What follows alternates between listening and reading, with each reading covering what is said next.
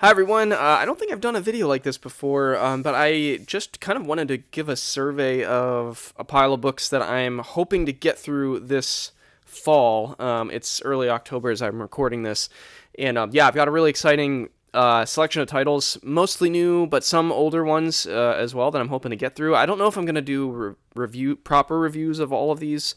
Um, Moving forward, but I wanted to at least let you all know just kind of what I'm excited about getting into. And if there is something here that you'd like a more in-depth discussion of, I'd also love to hear about that. But yeah, I'm hoping between now and New Year's, it's a little ambitious, but I'm hoping between now and New Year's to get through most, if not all, of these. So I'll just go through, first of all, three titles that I don't have copies of yet. I'm hoping to get review copies of them. Which means I will be doing reviews of each of these if I can. But the first one is a release from InterVarsity, which is called On Classical Trinitarianism. It's a collection of essays edited by Matthew Barrett. It's a hefty one. I think it's like 800 pages. But I am really excited about this. It looks like, just in surveying the contributors and the table of contents and the way that the essays are organized, it just looks like a treasure trove of meaty theological essays that look fantastic. Many of the contributors are people I'm familiar with that I respect and admire quite a bit.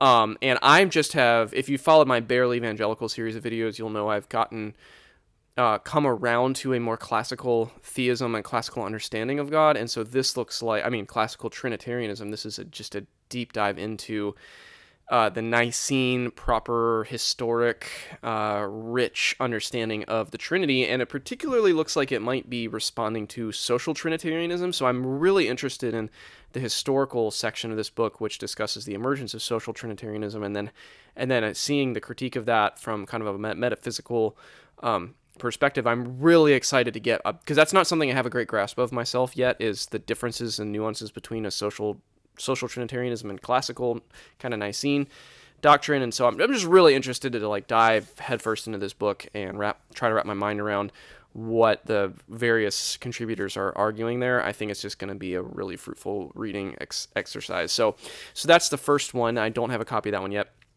The second one I'm hoping to get a cosper of is Mike Cosper's new book put out by Brazos, which is called The Church in Dark Times.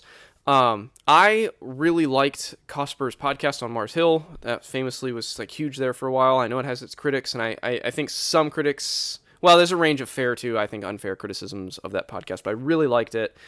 I liked his approach. I like him as a personality. I follow some of his other stuff that he does with Christianity Today. I continue to like him, and I am really intrigued by this one. I'm intrigued by the fact that he's leaning on Hannah Arendt and her political theory, to explore what's going on in terms of the scandals and kind of leadership failures in the evangelical church in America. So I'm hoping, he's a thoughtful person, and if he brings a thoughtful political theory and cultural theory kind of lens to this issue of leadership, of institutional failure, I don't know where he's going to go with it, but I'm really intrigued. And so that's the second title I'm excited to read, hopefully this fall.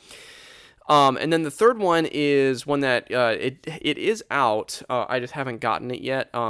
It's the newest book from Gavin Ortlund, who's not someone I've followed that terribly closely, but I'm really intrigued by this one. It's called What It Means to Be Protestant. There's a few others. I believe Beth Falker Jones might be working on a similar book that I would also love to read that when more details come out about it. But Gavin Ortlund is a thoughtful. He's quite conservative in this scheme, theological, ecclesiological kind of landscape.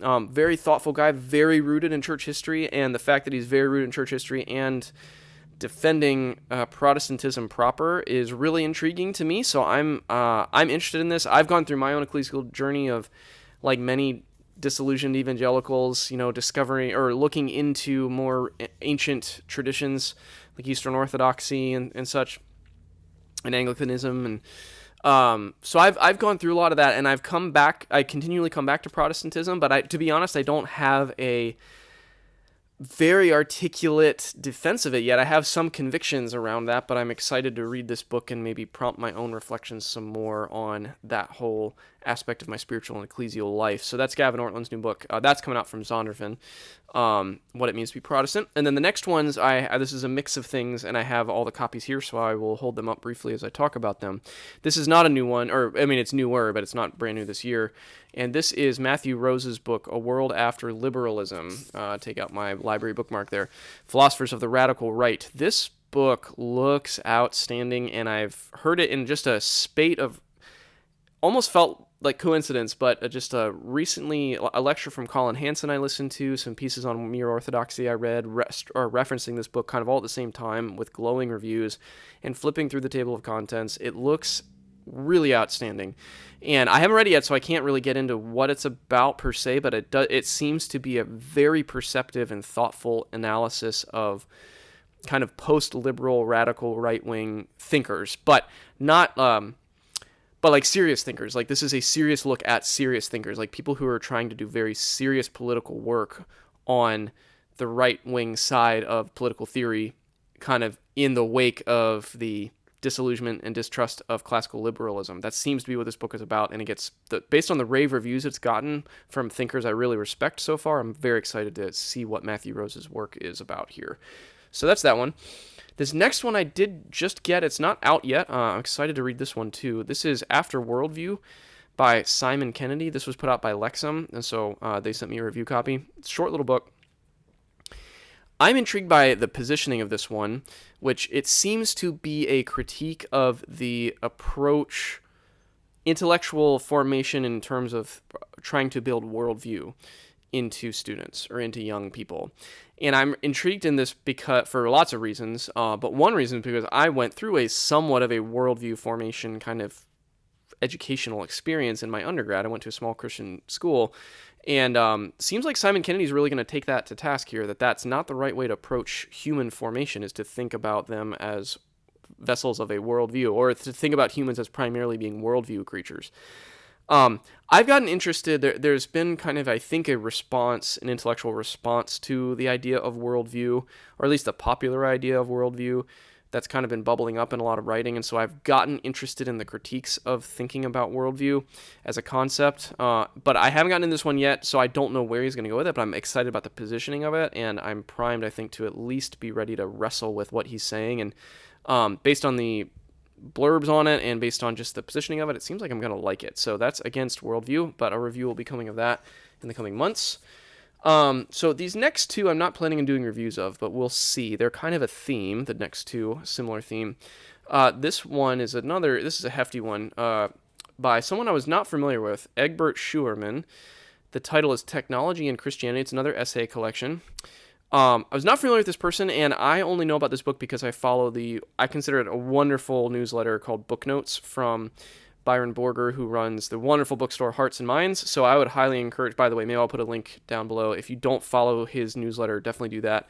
He brings books like this to the fore, and then you can get a 20% discount if you order from them on any titles he mentioned. So that's how I got this one, Technology and Christianity.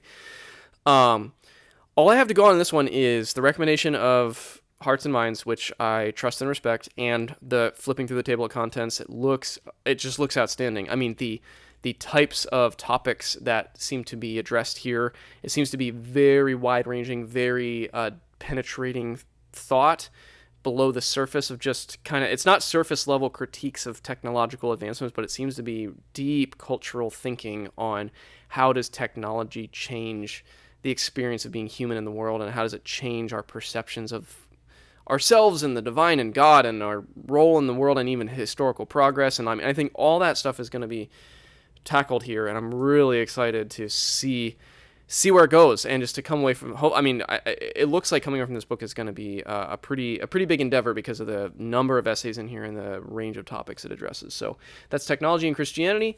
And then on a very similar note, I found, to my great delight, I think I paid $1 for this at a library book sale recently, Neil Postman, one of his classic books, Technopoly. To my shame, I hesitate to admit this on a book-themed YouTube channel, I've never read Neil Postman, aside from maybe an article here or there. I've never read any of his books.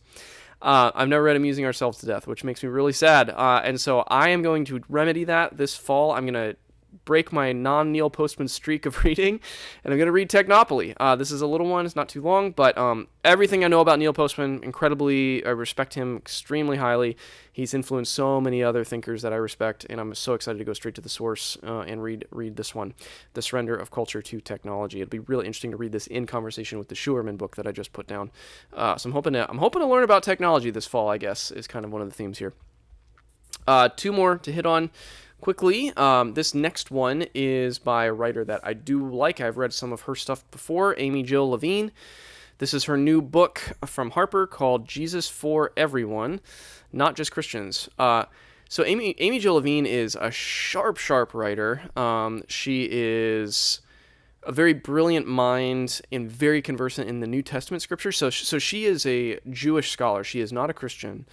But she is a New Testament specialist, which is kind of an interesting combination of things. It's not very common, at least in my experience. But also on top of that, she is just a sharp and brilliant and funny and very, very penetrating writer in her writing skill. And this one, I haven't cracked it open yet, but I'm really excited about the positioning of it. I really like her. I like everything I've read from her. As someone who loves the New Testament and is a pastor who speaks and teaches and preaches on Jesus all the time, her stuff just always brings new things to light. And so I'm really excited to see this seems like it's put at kind of a popular level. So I'm just really excited to see what she does with the topic of Jesus and what she'll bring to it with her analysis as a Jewish scholar who deeply understands Jewish history and tradition, but also deeply understands the New Testament. So I'm hoping that this is going to be one of those books that kind of dusts off some cobwebs of maybe unhelpful evangelical or Christian traditions that have kind of piled on to our kind of popular level thinking about Jesus that may or may not actually line up with reality. So that's what she's great at. So I'm hoping that this book contains some of that. And then finally, I have started this one, but it's going to take me a while, and that is the heavy, and in more ways than one, it's physically heavy. But this is David Bentley Hart. I love David Bentley Hart's books. If you've followed my channel for any time, you'll know that. And his newest, All Things Are Full of Gods, The Mysteries of Mind and Life. Just based on the first, I think it's a 500-page book. I've read about 100, a little more than 100 pages into it, and it is. If the rest of the book is as good as his first 100 pages are, it is superb. It is outstanding so far. I have no reason to think it's not going to continue that quality. But wow, this is really good stuff, and I'm very excited to finish the whole thing. I might do a deeper review. This is not a review copy. I bought this, but this might merit its own review. I love David Bentley Hart's thinking. I strongly suspect he's one of the few philosophers writing right now that will be read from a long time from now. Like, I think he has the chops and the staying power to be kind of a classic philosopher over much time.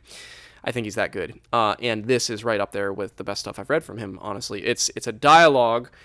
He writes it as it's kind of a Socratic style dialogue between gods, between figures like Hephaestus and Hermes and Psyche and Eros in the kind of Greco-Roman pantheon. So he's somewhat playfully getting at his deeper philosophical work by writing it as a dialogue between these characters who are discussing the problem of consciousness, so-called problem, meaning it's a problem meaning that kind of our mechanistic, naturalistic, philosophical ways of being can't really adequately understand it. And so Hephaestus represents the naturalistic, mechanistic philosopher who kind of represents the modernist perspective that most of us unthinkingly inhabit. And then Psyche in particular is dialoguing with him, but then these other characters jump in when it's appropriate. And they're going back and forth and circling around and probing the depths of the mystery of consciousness and what does it mean that humans are conscious, and what are the implications of that for creation and understanding and thinking about the world and ultimately about God. Wow, it is just so good. It is a slow read. I'm slowly making my way through it even as I go and kind of really trying to sink into the stuff that he's saying here. But I think that this is going to go on my short list for books of the year at the end here of 2024. Just superb, just outstanding. Another incredible book from David Bentley Hart from what I can tell so far. So those are all the things that I'm excited about reading over the next few months. We'll see how many of them I can actually get through before New Year's. But If any of those look particularly of interest to you, or if those spark other recommendations of titles you think that I might be interested in based on this list, fire away, let me know. And if there's any on here in particular that you're interested in specific thoughts on or specific types of review or response to, also let me know. But as always, thank you for taking some time to watch.